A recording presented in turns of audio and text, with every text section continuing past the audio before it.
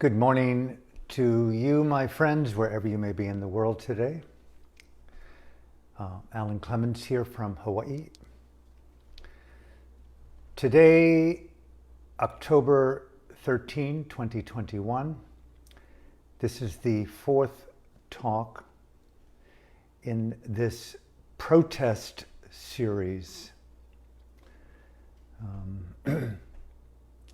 Primarily in support of my beloved country of Burma, the radical activists,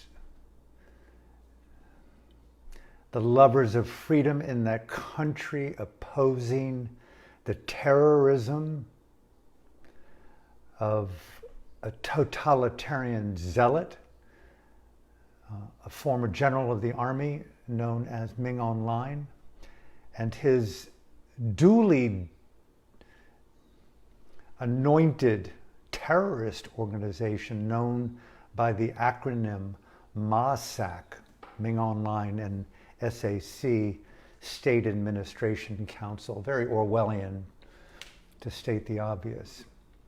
And in support of my beloved friend, mentor, fellow student of our late Dhamma teacher and meditation guide, the Venerable Sayadaw U Pandita of Burma, the architect in many ways of Burma's non-violent component to their struggle for freedom and revolution of what has been labeled by Daw Aung San Suu Kyi and many others as a revolution of the spirit.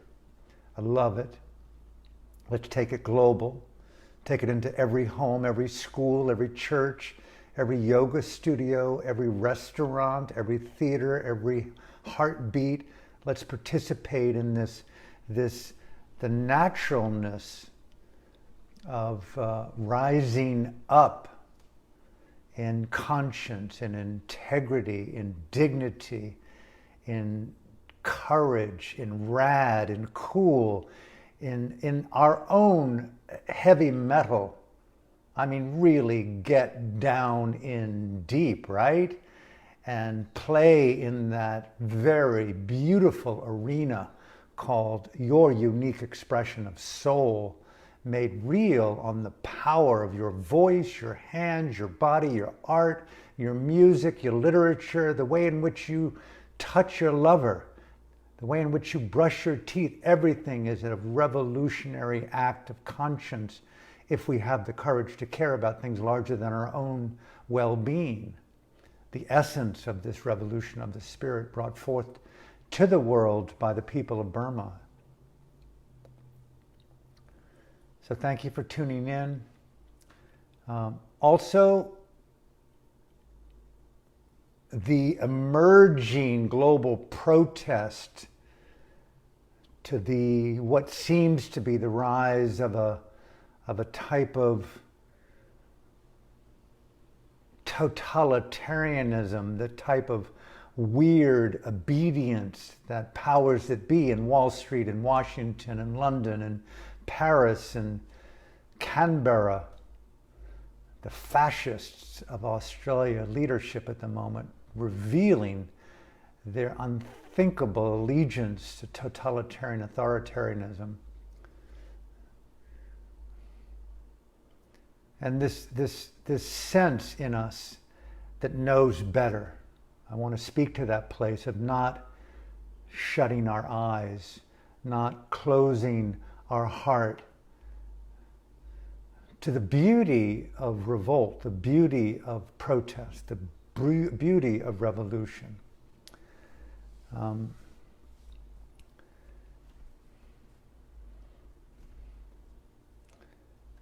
So many places to go with this, and it's going to take my time if I may.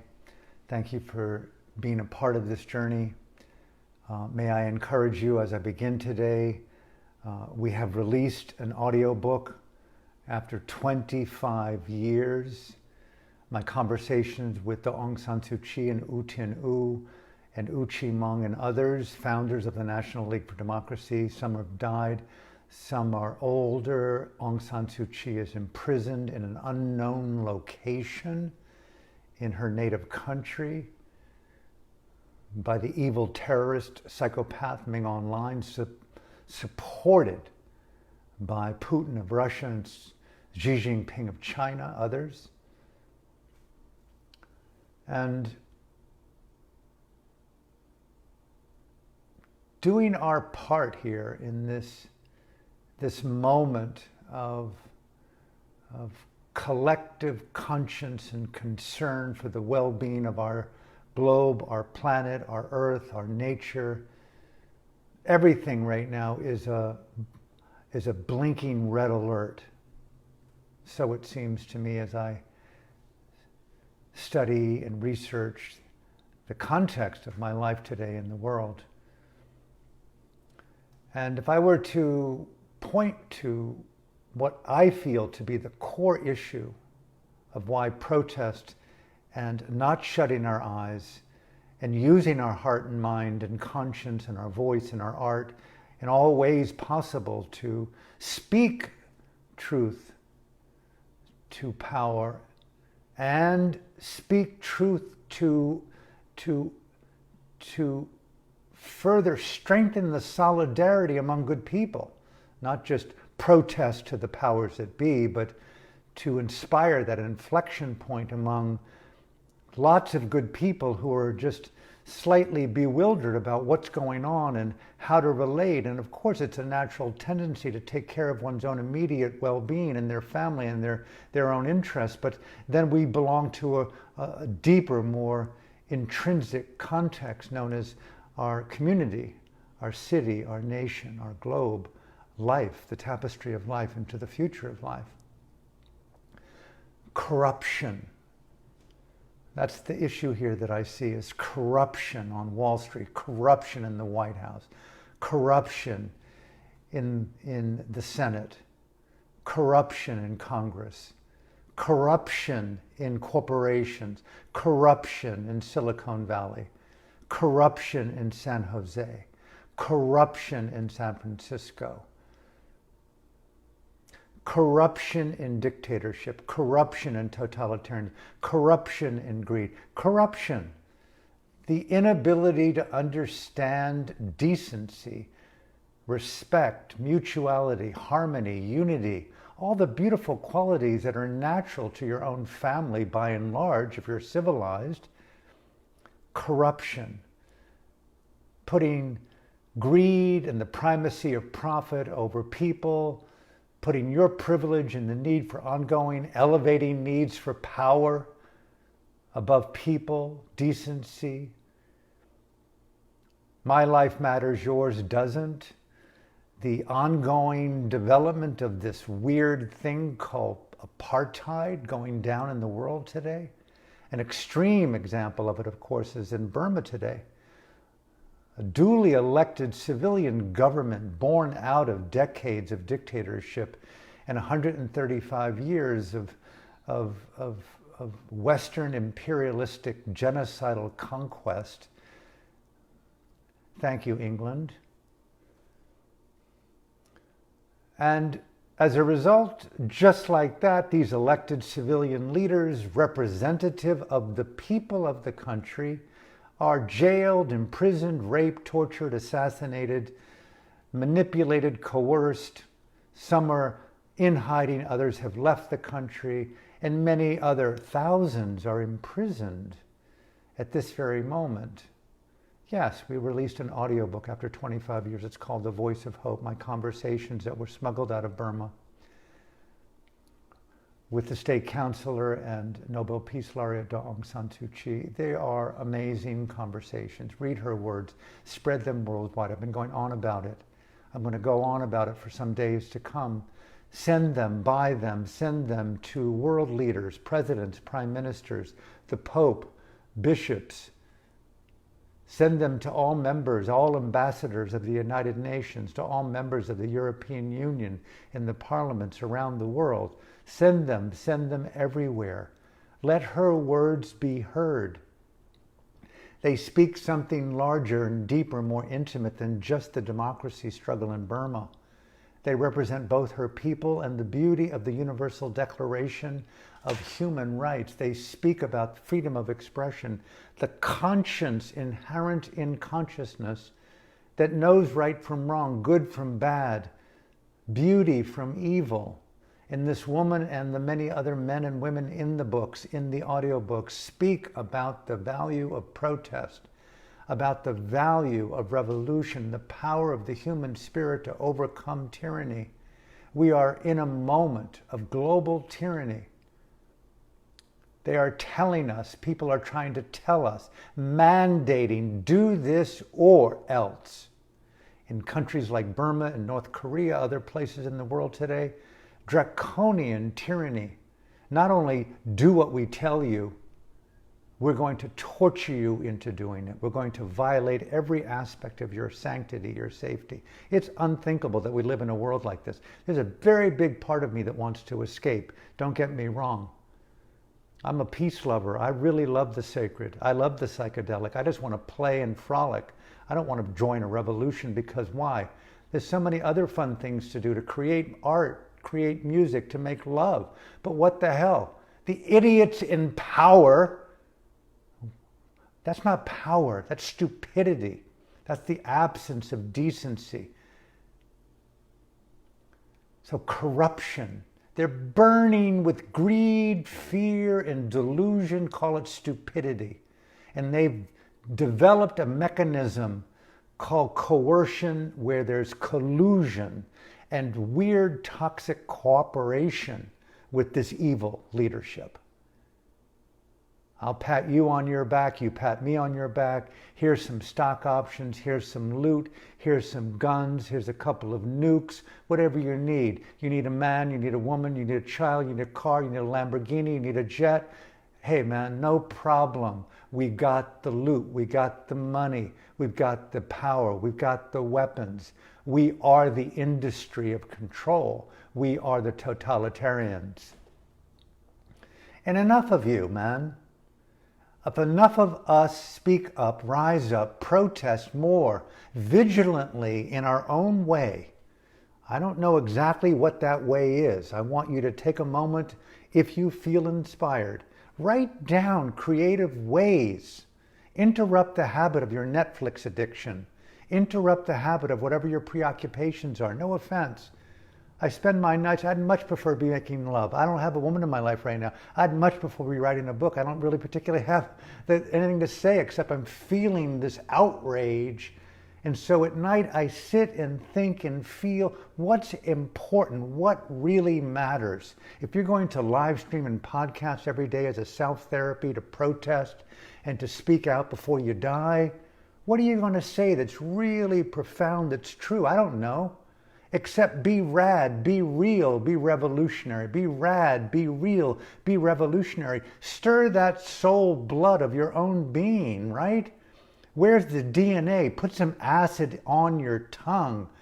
Smoke a little bit of whatever it is that needs to activate your rad, your revolution, your conscience, your creativity, and do the littlest of things in a way that protests tyranny, protest totalitarianism.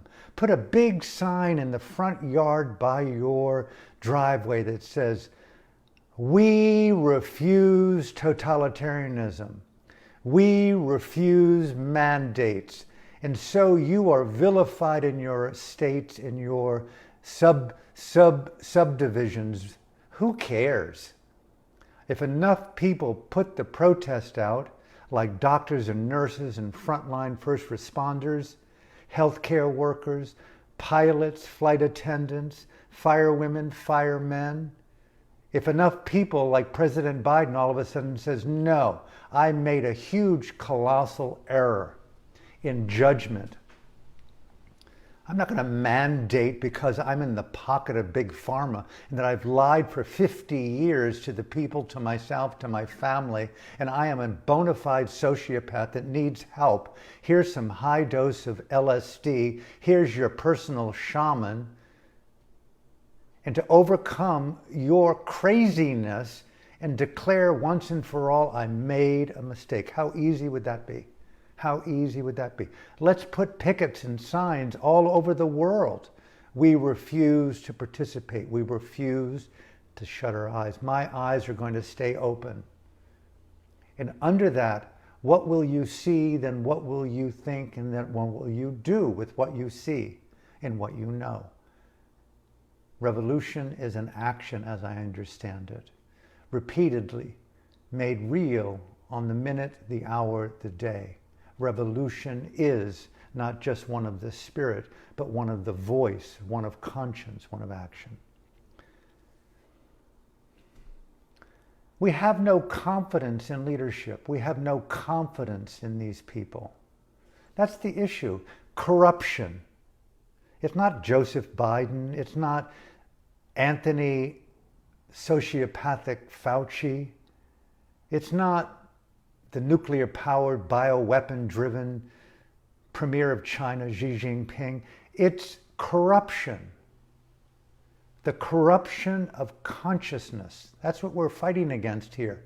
It's not you. We believe in redemption. We happen to be religious people. We believe in the unthinkable. We're dreamers. We feel. We psychedelicize our lives through breathing, through consciousness, through meditation, through mindfulness, through decency. Yes, we're flawed, but not like you. We're fighting against corruption. We're coupling our own safety, harmony, unity, and peace of mind with the new element of behavior called revolution, which is anti-corruption. We're speaking out. We're rising up. We're protesting corruption. Yes, we're flawed, but not like you. You're in a role of leadership and you're failing what you were elected to do, or corruptedly stolen election, and cross that across the board. Corruption. We refuse to participate. We refuse to go to the back of the bus. Just remember, our beloved Rosa Parks set an example. And oh, my eyes will stay open. They refuse to be shut. They refuse to be shut. Can we make that our new mantra today, to confront global totalitarianism? My eyes are open. My heart is radiant. My hands are open. They're not a fist. My mind is luminous with conscience and dignity, and my revolution today will be an act of what?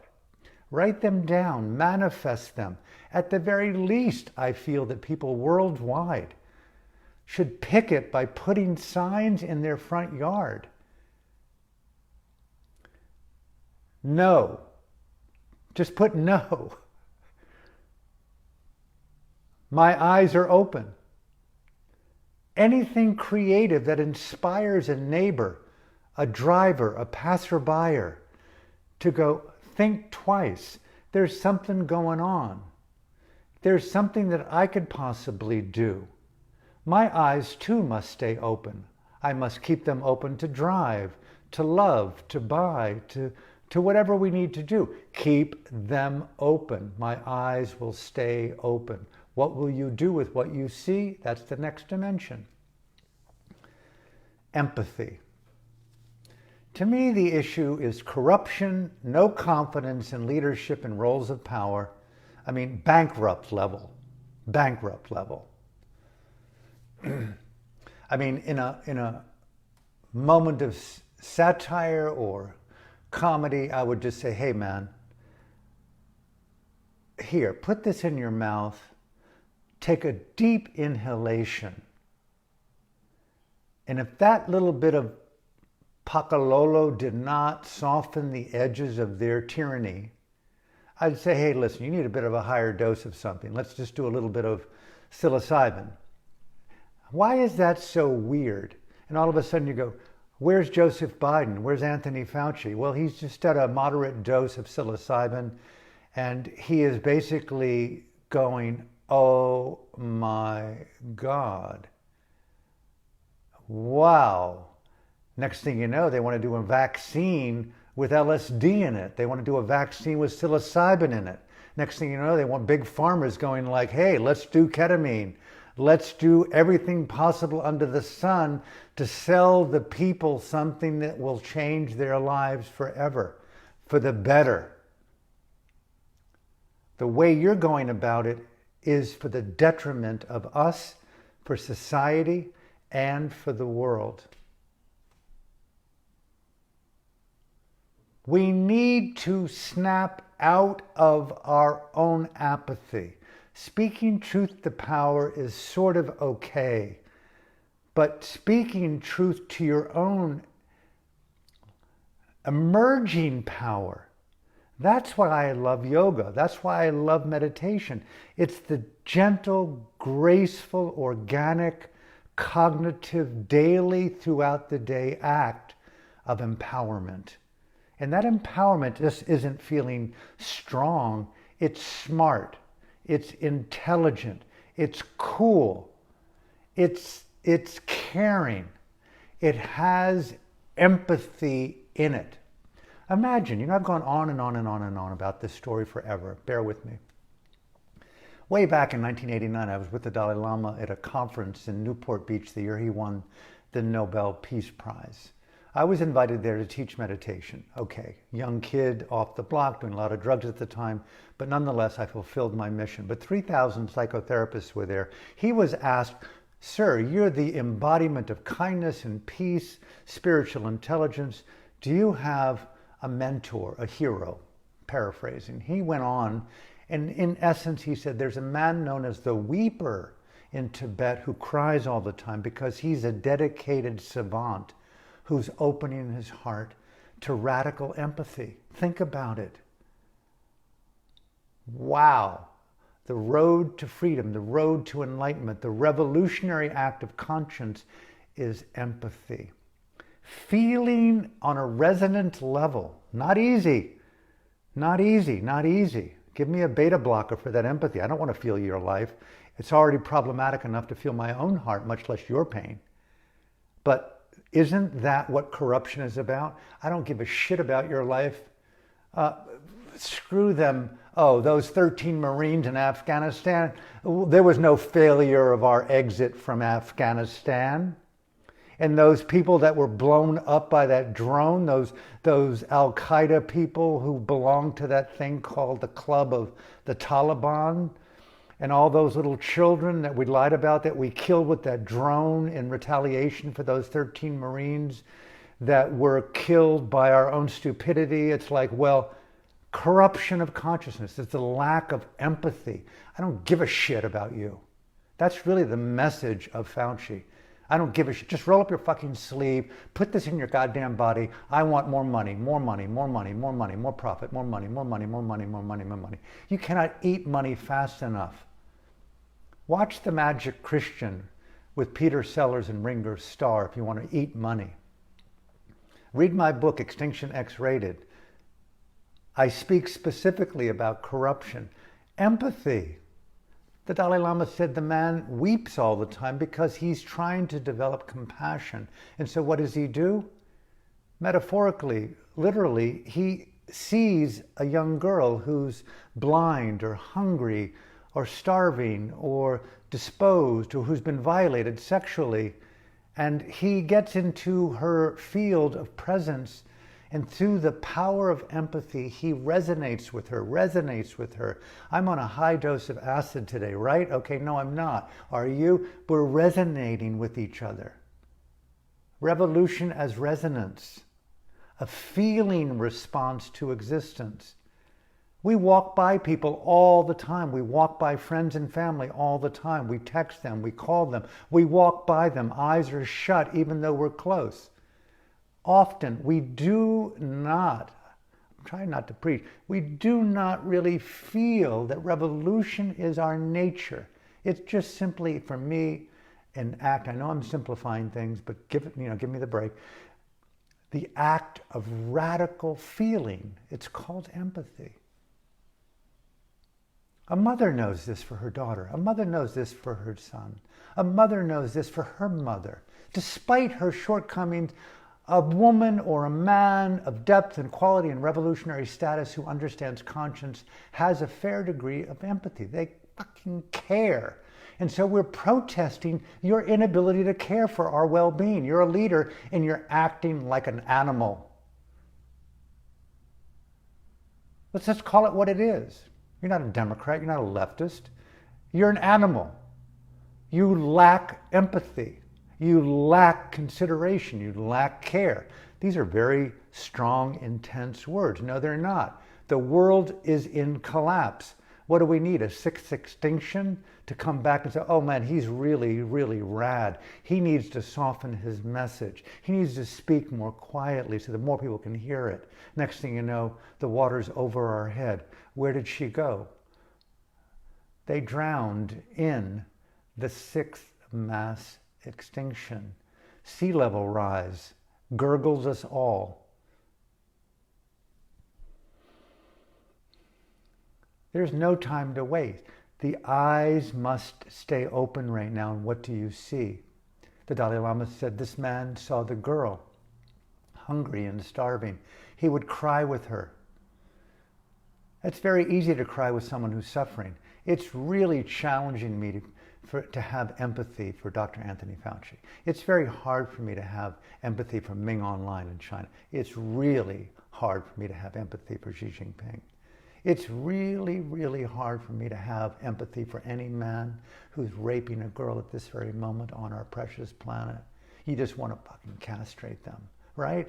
So revolution has to be really tempered with mindful patience and consideration and really going down deep inside and feeling more empathetic that behind the callousness and the ignorance, there is a deep impotence and insecurity in the mind of these colossal dictators.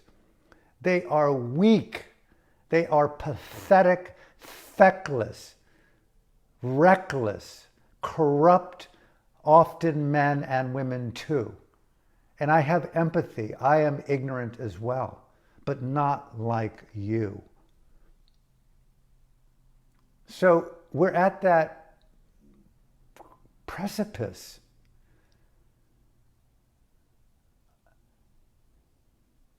What to do? Let me close.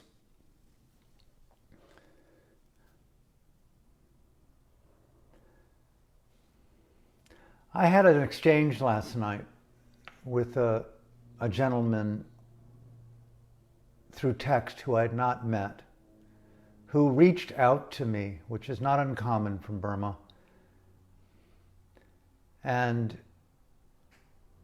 he and I began to text. And he described his life, where he was from, in Burma, in Bagan, the ancient capital, an exquisite, mind-boggling area of the world.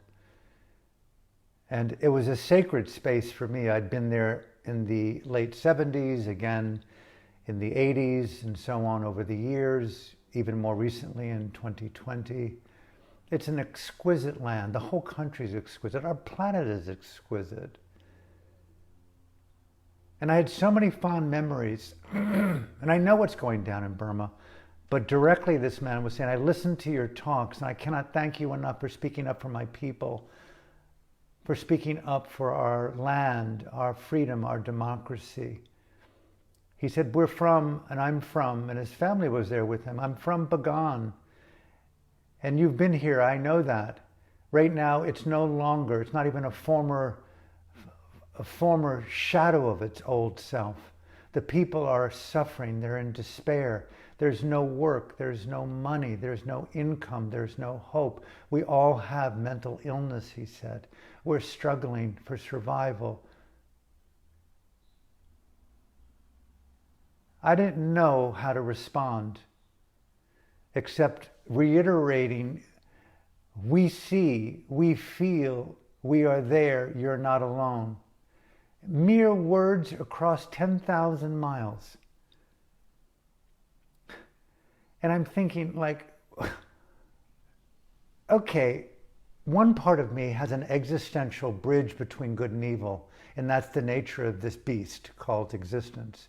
The other part of me goes, why didn't you stay in college, get a high degree? Why didn't you go to Washington? You were at the University of Virginia. Why didn't you become a president?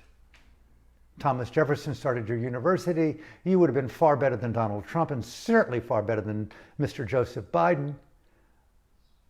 I didn't want to be eaten alive by the system.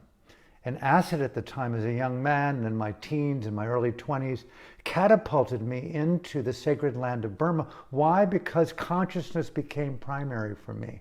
I wanted to understand the nature of consciousness. I became somewhat of a kind of closet NASA astronaut. I wanted to understand organically how to explore states of consciousness. But here we are on Earth, and revolution grabbed me in Burma. The people wanted freedom and dictatorship wanted them oppressed. And here this man's reaching out to me. He's not even asking for help. All he was asking for was communion, was a resonant, vibratory empathy. That's the only thing, and that was everything that I could provide. And it was everything that I could do to embody the integrity of the words. And I thought to myself as I closed off for the evening, and I'm in the process, I want you to know, I'm in the process of making a film right now. It's actually going to be a series. My ultimate mind heart bomb to evoke radical empathy in the mind of dinosaur leaders.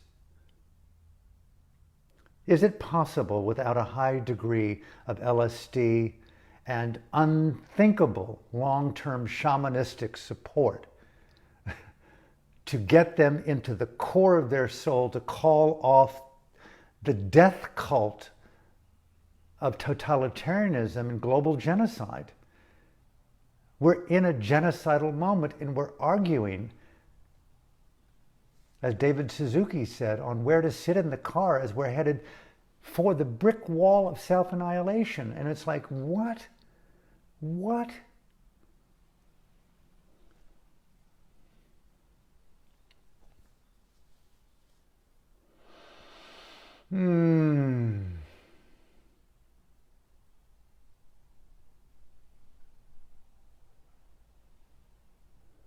The other day I spoke of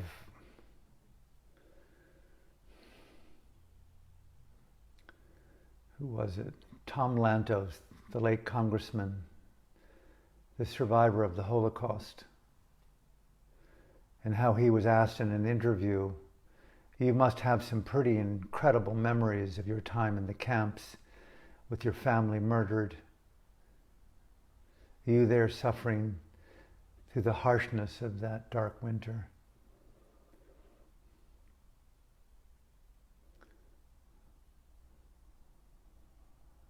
What's the most impactful memory that you have of your time in the camps, it was asked. And he said, it's not from being in the camps that my most provocative memory comes, but it's being on the train platforms, going to the camps, about to board the train, knowing where we were going, knowing where we were going, knowing where we were going, knowing where we were going. And my eyes were shut as I walked into that train car, knowing where we were going. My eyes were wide open and shut. And it's a eerie, macabre, intense existential thought to imagine this gentleman as a young man, the millions of others who walked onto those trains, the millions of others who were murdered, the others who died in the ghettos, in the homes, in the cities, in the cars, in the trains, and wherever they were, the murder, the gassing, the raping, the pillaging, the desecration. It's unthinkable to call that into present time formation in this quest to understand human corruption, the corruption of consciousness, and the no confidence that we have in leadership, and the radical empathy required to not just feel, but to evoke a fire of resonant revolution, to confront the injustice as an act of grace, of God, of Dharma, of yoga, of wisdom, of empowerment. Put that sign in your front yard. My eyes are open. Let your neighbors ask what you mean by that. Invite them over without their masks and without their glasses, but let their ears and their mouths and their eyes and their hearts be wide open. Ma'am, please, what do you mean by your eyes are not shut? My eyes are wide open. I refuse to shut my eyes. I'll tell you what it means. I'll share with you what it means. And run the risk of discord, run the risk of harmony, run the risk of speaking truth to power in a relative way in our own neighborhoods. Put bumper stickers on every car. Put it on our windshields. Get t-shirts made. My eyes are wide open. I refuse to shut them.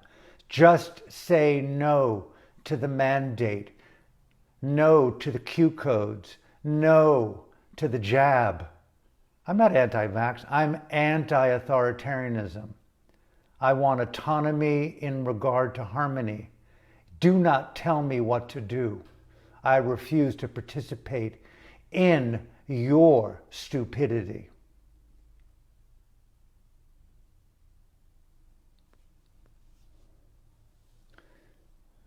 I think of Tom Lantos, and he said to this interviewer, the memory wasn't in the camps, the memory was on the train platform. And he asked him, what do you remember that you would have done, could have done, that was so impactful now, all these years later? We knew where we were going, and we did nothing. We complied. We walked onto the trains with eyes wide open and eyes closed. Right there, feel it. That inflection point, that triggering mechanism in the human psyche that decides to overcome one's own complacency, one's own impotence, one's own lackadaisical collusion with the rise of totalitarianism and evil, even if it be your parents, even if it be your wife, even if it be your friends. Truth is more important than collusion. Ask anyone who died in the Holocaust. Ask anyone who colluded with Hitler. Look at Nuremberg. Why are there crimes against humanity being put forth by Anthony Fauci towards him, towards totalitarianism, towards medical tyranny, towards big pharma, big tobacco, telling us smoke this cigarette to overcome your depression? Kind of works a little bit, but bury the adverse effects. It'll make you happier. Both my aunts died of emphysema. They stopped smoking at 40. They thought that it would make them beautiful, find them a beautiful man, a husband, a life, a virtue. Look at all the original advertisement for big tobacco back in the 20s and the 30s and 40s. Look at all the propaganda, the misinformation. Big tobacco, big pharma is worse. Put this on your tongue. This antidepressant will make you happy. Read how Paxil was sold to the Japanese people. Read how nicotine was sold to women in America by Freud's nephew, hired as a PR firm to lie to the people, make you feel happier. You'll only be better and safer if you put this in your body. Strike me dead, but not through that needle, if it need be. Yes, there are people that could benefit from the vaccine, but not young or middle-aged and healthy, and people who drink in light and health and ivermectin and natural sources if needed for early intervention and prevention. Hello, wake up. I'm a meditator. I'm a yogi. I eat as organic as I possibly can. I walk on the beach. I try to take care of myself. It's called basic human hygiene and health. Hello, Fauci. Hello, Biden. I don't want some experimental drug in my body. I like acid. I like psilocybin. Okay? I like natural things that illuminate consciousness, that give me strength and power to be in revolution against corruption. Try it sometimes. Open your mouth. Put this on your tongue. I guarantee you'll have a meltdown into your heart. It could be that simple. Empathy and dynamic action. Big Pharma, legalize low-dose acid for leaders, politicians, especially corrupt ones. Make it mandatory for you to be in the role that you do, even to run for office, to do various doses of psychedelics with qualified shamans and gurus and women and psychiatrists that can oversee your meltdown into your soul. Hello, that's not radical. That's necessary to stop global extinction. We're running into the brick wall of hell based upon corruption. We don't have time to write letters to our congressmen and congresswomen. We don't have time necessarily to make phone calls alone. It's time for radical, revolutionary action. We need to listen to Tom Lantos. He said, what would I have done in retrospect? I would have put myself on the train tracks and let that train run right over my body. Wow, that is so cool. So, can you do that? Come back from the drama, Alan. Come back from the drama. Come back from the edge. The sixth extinction is sort of going to be a picnic. We're called right now not to shut our eyes. We're on that train platform. This is not porn. This is not fear. This is not propaganda. This is not misinformation. The data, the statistics, the information is well documented. Listen to the world. Listen to the climate scientists who really have broke ranks with the lies. Our future is death if we do not stop the locomotive of corruption, of denial, and collusion with that evil. They're often in suits, they wear Armani, they buy in Wall Street, they own stock options, they're in Silicon Valley, they smile, they drink fine wine, they barely ever have sex, they know nothing about Tantra, they know nothing about mindfulness and meditation, they know nothing about the virtue of the psychedelic transformational experience. They sing and they play music and they dance, but they do not have heart. Yes, to a select group, barely. That's collusion, the party of the elite. Davos, welcome aboard to the idiocy of our fucking American government. It's not a government, it's a cult of evil. Why do I say that? Look what you're doing. And it's time now for all of us to take up the good fight, not to shut our eyes. I'm not advocating radical violence, no violence at all. I'm not into the gun right now. I'm going to get into a couple of talks soon about that. But I'm not into that. That's not my thing. I'm a lover. I'm a dreamer. I love in wonderment. I like to play. I like to make love. I like to talk. I like poetry. I like dance. I like walking on the beach. I want to laugh and play. I want satire. I want to do a show at the fucking Mac, but I'm dying. They won't let me go on the stage. Can't croak on stage. Thank you very much. Fear, fear, fear, fear, fear. We're all dying, God's sake. It ain't going to be internal through biology. It's going to be through exterior exhaustion of resources, of air, of water, of food. I totally am down. It's radical depopulation, including those who are depopulating.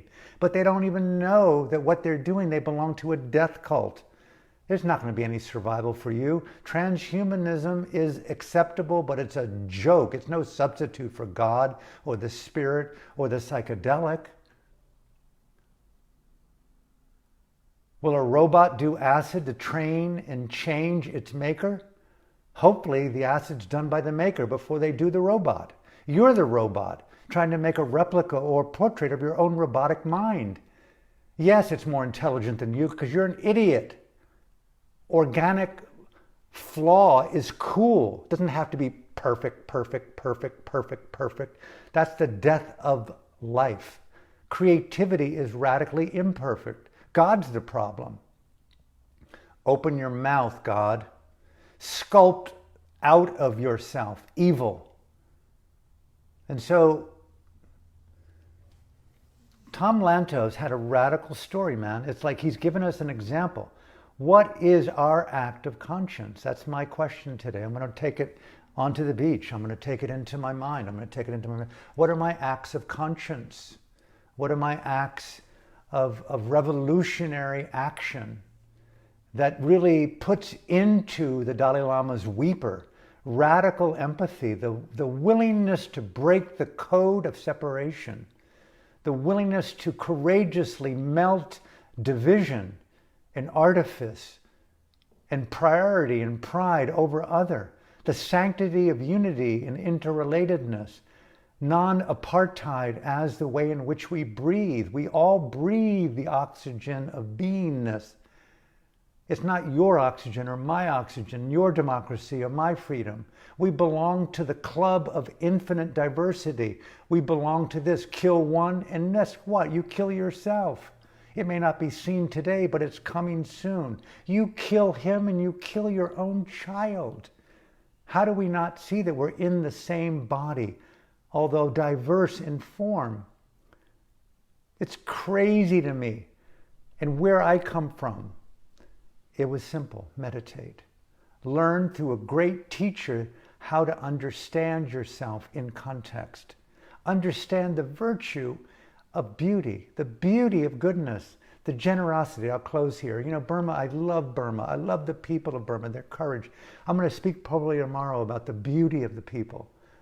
Revolution as beauty. Revolution as elegance.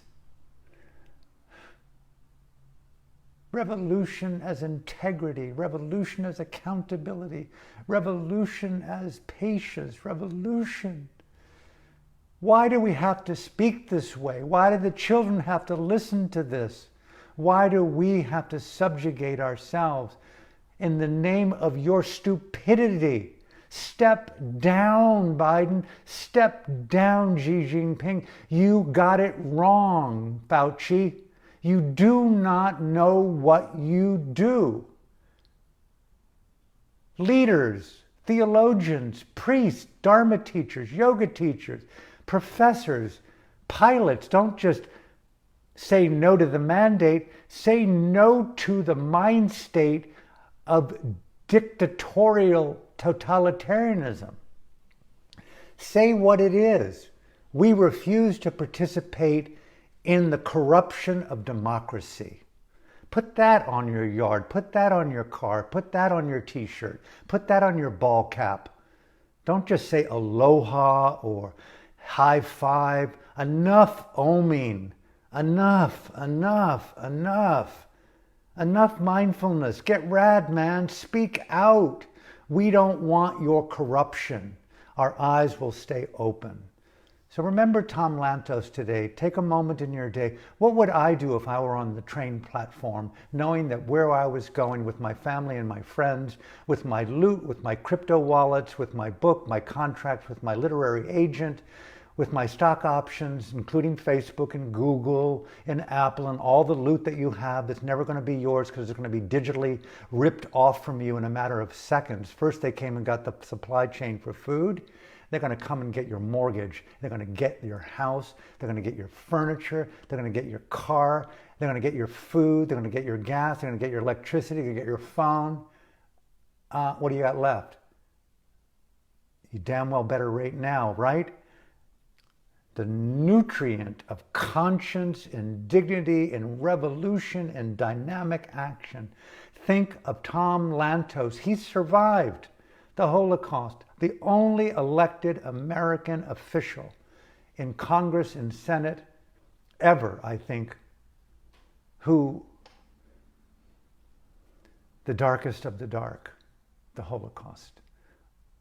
I would have thrown myself in front of those tracks. It might be a bold statement, but there's lots of ways in which we can throw ourselves in front of that track, that train, that locomotive. How can we take our foot off the gas pedal of fossil fuel consumerism and the denial that goes along with our participation in global annihilation?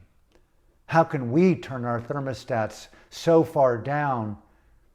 Oh my God, we're in collusion with the machinations of a global economy driven by the machinations of self-denigration and self-annihilation. We've created a death cult as a species.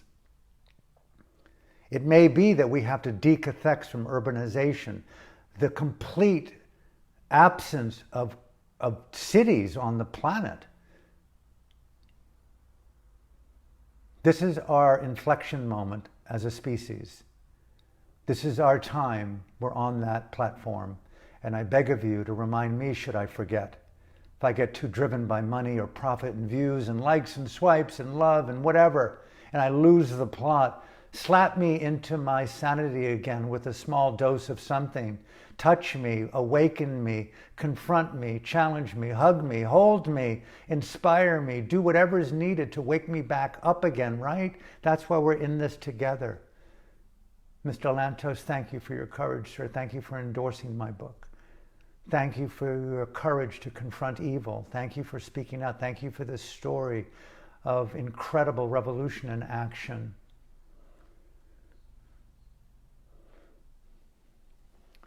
I'll end with the way I started. You know, this series, this Rise Up, this protest series for me is about bringing light to the people of the world, to Burma, to my friends imprisoned, to the release of our audiobook after 25 years.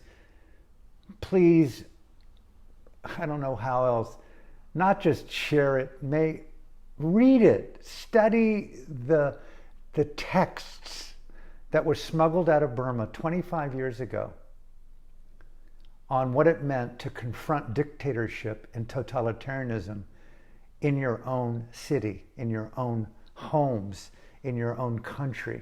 These are radical activists. We have a lesson to learn from the people of Burma over many decades. It began before 1988, but it's going to this very second today. This gentleman that I spoke to in Pagan last night blew my mind. Listening to my little humble talks with a few people listening, I love you, for inspiration. Where are you, United Nations? Where are you, presidents and prime ministers? Where are you, popes and theologians and teachers around the world?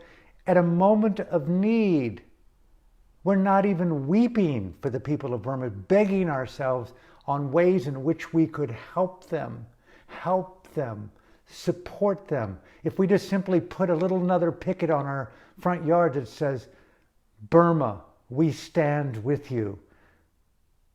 Daw Aung San Suu Kyi, we stand with you. If you just simply ask politely but vigilantly 5 friends of yours, please acquire this audiobook. If you have an already existing account on Audible, it's free. If not, it's a few dollars. Nearly 15 hours of revolutionary dialogue.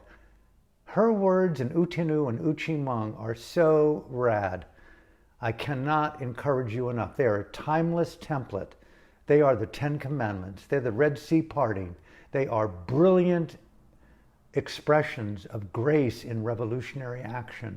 It's courage in dynamic confrontation to totalitarianism. It may have been 25 years ago, but I tell you, those words were meant for today, for the whole planet. Translate them into every language in the world. I'll help you whatever way I can. I want to read something before I end today because I'm losing my voice. It's from a book I wrote back in 2011 to my daughter, A Future to Believe in. It was a cry for hope. And it's 108 reflections on the art and activism of freedom. And this is 101. It's called Don't Shut Your Eyes. It begins with a quote by the Lakota leader, Sitting Bull. He says, "Let us put our heads together and see what life we will make for our children." Oh. I begin by saying, the awakening of consciousness is an opening process. It evolves much the same way as a flower opens to the sun. With light soil, water, and air, the flower gradually blossoms and emanates its natural fragrance. It is through relatedness that consciousness flowers, not through examining the darkness between the petals. For that reason, the art and activism of freedom and the emergence of a world dharma is an active engagement with the environment of our lives. Self in relationship, self with other, self with the world, self with the cosmos. Stephen Hawking says, "I have noticed even people who claim everything is predestined and that we can do nothing to change it look before they cross the road." I continue, engage openly, artistically, empower your ability to expand into existence, bring awareness, color, richness, and beauty, and a liberating activism that stays alert to any injustice to this life that we are all a part of. Aung San Suu Kyi states, "We are either the enemies of progress or the friends of it. We are either takers or givers, creators or destroyers." There is a story which is fairly well known, Desmond Tutu states, about when the missionaries came to Africa. He said they had the Bible and we, the natives, had the land. They said, "Let us pray." And we dutifully shut our eyes. When we opened them, they now had the land and we had the Bible. And I end with, have you ever found yourself looking at a magazine cover, knowing that it wants you to feel like you're not pretty enough, thin enough, smart enough, rich enough? What if every time that happened, you just reached up and turned that magazine around? That's the challenge posed by the creator of a campaign called Don't Shut Your Eyes, Turn It Around. And I leave you with that. Let us not shut our eyes. Let's turn it around. Basketball caps. Don't shut your eyes. Do everything humanly possible to put banners and flags up. No. Whatever you want to fill in the blanks with, no to and yes to. Find creative ways to embody a global revolution of the spirit. Thank you from my heart. Rise up, protest, and tomorrow, God willing, see you here at 9:30 from Sacred Maui. Have a beautiful day. Thank you.